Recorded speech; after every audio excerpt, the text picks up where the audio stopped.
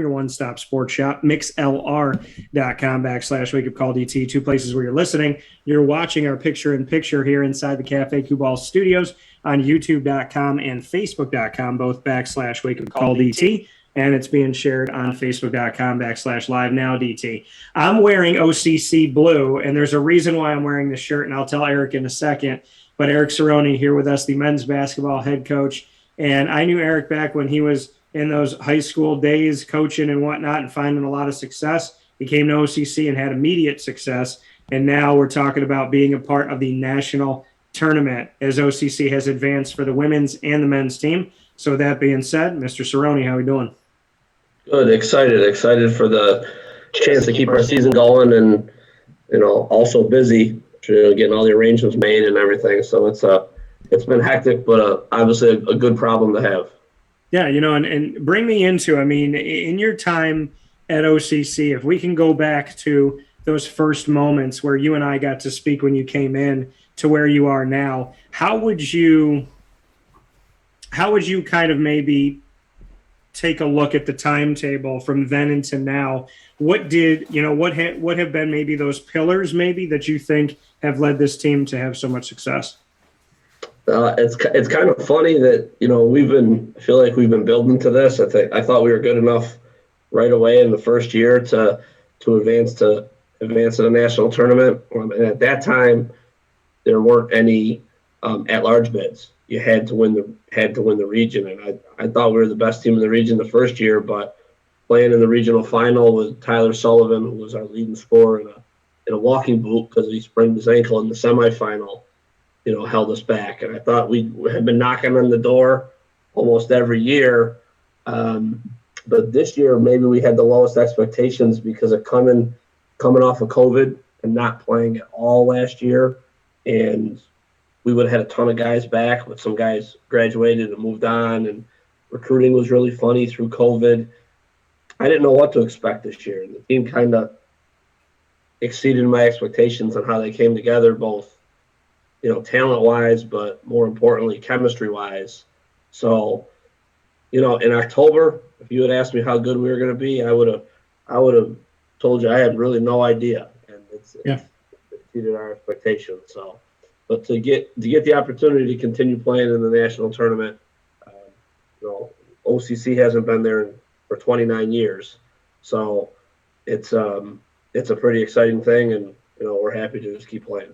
Yeah, and like you said, I haven't been there for almost 3 decades. You brought it up, the at-large bid opportunity. You lost the final game in the Region 3, the Region 3 championship, and then got in by at-large. Just what it means to you, NJCAA has Division 1, 2, and 3 like the NCAA. Just what it means that Division 3 has adopted the opportunity to have at-large bids, which obviously bred the opportunity for the OCC Lazers to move forward. Yeah, I think it's a great addition because especially if you look at our region, and there's a couple other regions across the country, but our region is historically extremely, extremely strong. And I've had other coaches in our region say to us when they've gone to the national tournament, come back and say, in the last 3 or 4 years, you guys were as good as anybody there. Maybe just you came up a little short in that regional game. So for a team like ours this year, highly ranked all year, we're number 1 in the country, I think, for a month. Maybe it was 5 weeks. I think it would have been a real heartbreaking end. It was a great game on Sunday against a great team in Genesee, and lost on a 1-play game, lost a 3-point game. To have your season end right there would have been really, really tough. But by adding the 4 at-large bids and expanding the tournament from 8 teams to 12, now a team like us and like a team like Herkimer, we actually have 3 teams of the 12 are from our region.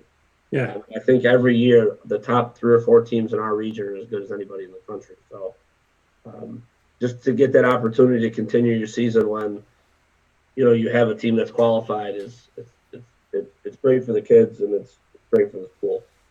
Yeah, and that coming here from OCC Lazers men's basketball head coach Erik Saroney inside of the Cafe Cue Ball studios here on Wake Up Call with Dan Tortora. You brought up Genesee Community College, that Region 3 championship game, the NJCAA Region 3 championship. in Batavia, New York, that you lost 88-85. You were on a 10-game winning streak until that loss, and the last loss you had was also to Genesee Community College in a close game, 77-72, and you beat them earlier on in the season, 78-74. So you played them in these two-possession games or one-possession games all season long. What is it about Genesee that has made these games so tight, so close-knit, and the fact that, you know, they were the last team to beat you, you win 10 in a row, and then they're the next one to do it? What is it about Genesee? You only have 3 losses this season, and 2 out of those 3 came to Genesee Community College. Yeah, we're the last team to beat them. So they haven't lost since we beat them in December. So, well, the first thing with Genesee is they're really a Division II program. They've been Division II historically forever. I believe in the last 5 years, they've been to the Division II national tournament. And then with COVID and I think some financial considerations, they've decided to move down to Division III. And this is their first year in Division III, but they have 5 or 6 sophomores on the roster that were with them when they were Division II. So they came down and are an immediate powerhouse at this level. So that's, you know, that provides a huge challenge in itself. And then we, like I said, we played them. I think I haven't done the math perfectly, but I think in the 3 games we've played them, we're 1-2, but there's a total of, I think, a 4-point separation, you know, between all 3 games. So each game's been like that. It was definitely tough playing at their place. They were the number 1 seed. We were the number 2. So having to go there, I think, made a difference. But I think they're good enough to go win a national championship, and I think we are too. Yeah, you know, and you look at it, and you said, you know, a total of it, you know, you had won the first game against them in a close matchup, 78-74. So that's 4 points in your favor. Then you lost by 5. So then that's 1 point in their favor. And then you look at the 3-point win here. So it is a total of 4 points amongst those 3 games, which is crazy to see that. They're the 2 seed on the one side of the bracket. You're on the other side of the bracket as a 5 seed. I know that you got to go game by game, but is it in the back of your mind that if you do see them for a 4th time this year, it would be in the championship game? No, it hasn't crossed my mind. I'm trying to figure out how to get 18 people to Chicago on you know, for practice on Tuesday, and then, you know, after that, get through practice and beat Monroe Bronx on Wednesday. That's looking way too far ahead. I'll leave that up to you. And, you know, so let's talk about Monroe Bronx. You have the opportunity to play them here in the first game of the NJCAA Division III National Championship Tournament. Monroe Bronx Community College in the Bronx, just what you can say about how much you know about them or what you've scouted so far. Well, we found out at 2:30 yesterday, so less than 24 hours ago, you know, who we'd be playing. Yeah. And really, it's, you know, you can't predict it at all. I mean, felt pretty confident with our resume we would get in the at-large, but we didn't know until 2:30 yesterday officially. So it's been a scramble to get information on them, but we have film exchange and we're able to get some film and talk to some other coaches. So, you know, we don't have the whole scouting report put together yet, but we're working on it, and you know, we'll go from there. From what I hear, what we've seen initially, very athletic. They rebound very well. Play a couple different defenses. So, but at this point of things, 28 games or whatever we've played, you know, working since October, we should be ready for anything. So, at least I would hope we are. Yeah, you know, and for this team, like you said, you should be ready for anything. Bring me into, you know, how this team's been battle tested. And then secondly, on top of how you feel they've been battle tested this season, when you only lose 3 games, is it hard to keep this team focused? It hasn't, and I've had that maybe experience in the past where it is hard to keep them focused, but these guys they've been great. We have good leadership. We have tremendous chemistry, and the guys really kind of know their role and have bought into their roles. So keeping them focused and keeping them going hasn't been a problem. I feel like because of our high ranking, we took everybody's best shot, especially in the second semester. Everybody was up to play us. And our region's very strong. And, you know, we had a few lopsided games in the second semester, but not many. So we had to win a lot of close games, and we were, like you said, about it. So I'd take this group against anybody, and we're excited to play. And I think our chemistry and the way the guys have fit in so well together and function like a real team. Sometimes you have a good record, but it doesn't always work that way. This Yeah. group's chemistry's been off the charts. And, what would you attribute? I mean, at the junior college level in the NJCAA, you have a couple of years with these guys. You don't have 3 or 4 years to build through this. And, teams like Gonzaga that build that up, in Division I and whatnot. And some of these teams that we'll see, really like a North Texas or something like that, where guys will stay and you'll build all that time and all that chemistry together, going through COVID and everything taken away from them, and then having half the time of a typical college life. Why do you think this team's chemistry has been so good? You're spot on. I mean, we only have 2 returning players. Yeah. That Guy Lucas and Latif Faison played as freshmen and then had a whole year off because of COVID, and everybody else is new to the mix. So I would start. Why do we have good chemistry? I would start with those 2.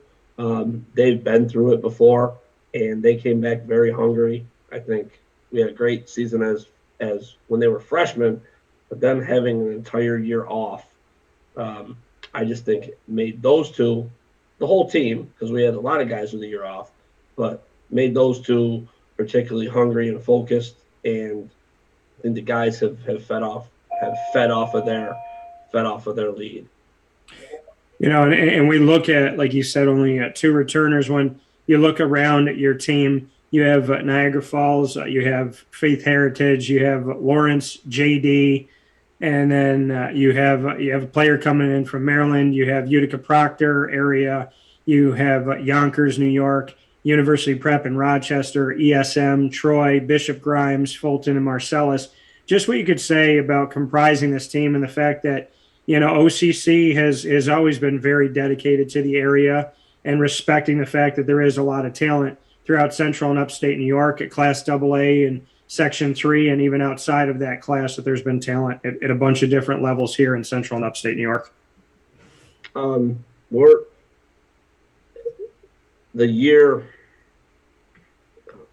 Recruiting's not a perfect science. Yeah. But then when you threw the year of COVID in on top of it, it really threw things for a loop. So it was a weird challenge to put this team together, and to be really honest, a couple guys just kind of fell in our lap. Gaparop, who's been tremendous, especially the second half of the year. He was at Herkimer Community College not playing, and then came home because of COVID and was taking classes at OCC, and then decided to go back and play. And so he's a little older, and has been great for us. I don't know if without COVID if he's not with us. So it's been just a weird makeup, putting everything together. And even like I said, October 1, when we had the team made and kind of trying to figure out who we were going to be and what we had, I had a lot of question marks. And then the kids answered them. And you can coach through some chemistry, but the kids are the ones that figure it out. Yeah. And for you, that leadership with only 2 guys coming back, where else did it display itself? Who stepped up in a way that you look back on these 28 games so far and say, that's somebody that really started to take the reins for us? Isaiah Warmack out of Utica Proctor, he's been excellent. Super, super competitive, super tough. Yeah. Anytime. All my years at Henniger, I had enough battles and wars with kids from Proctor. It's been it's a lot better coaching one of them than coaching against them. So he's really stepped up, but kind of have a collective leadership. Like I said, I point to those 2 captains, but the whole, from the end of the bench to our leading scorer, everybody's had a part in it, and we've had I keep using the word, but just tremendous chemistry.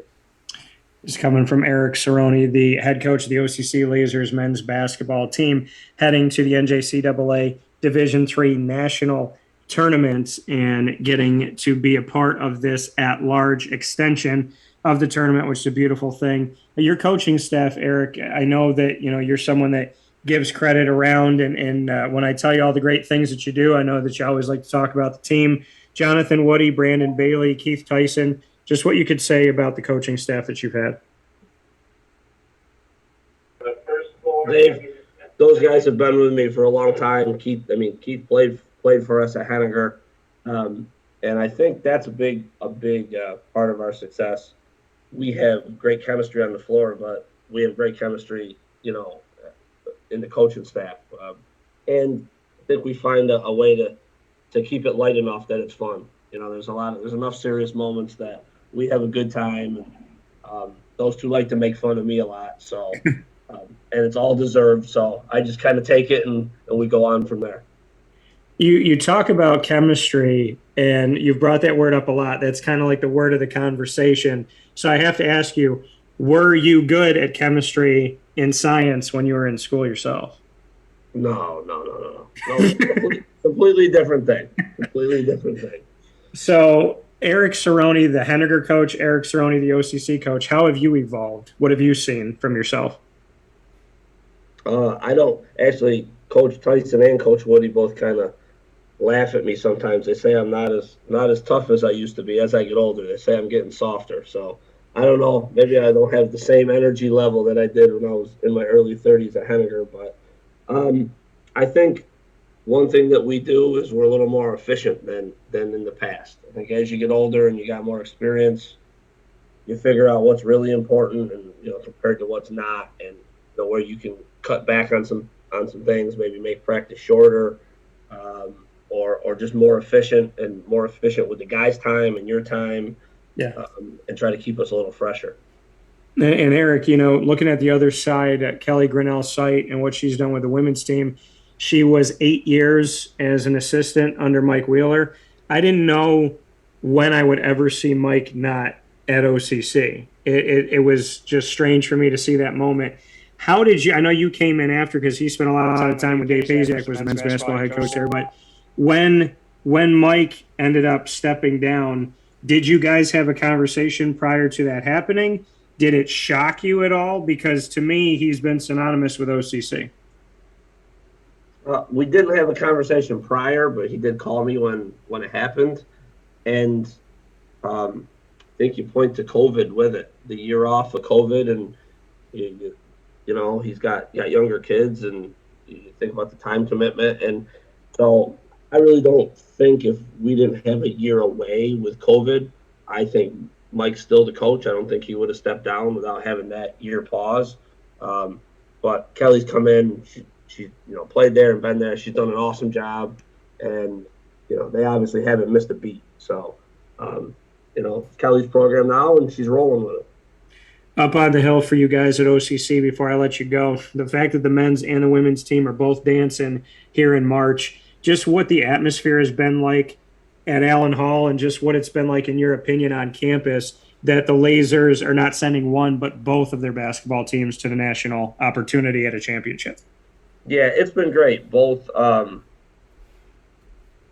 teams are excited for each other. They get along. We obviously share a gym, share a practice space. As we're finishing or they're finishing, and we're coming in and out. Obviously we travel together, so it's just been a good experience for everybody. We had our selection show, and then they had theirs right after us yesterday. We shared the same room. Everybody pulls for each other, so it's been great for both teams and the whole athletic department.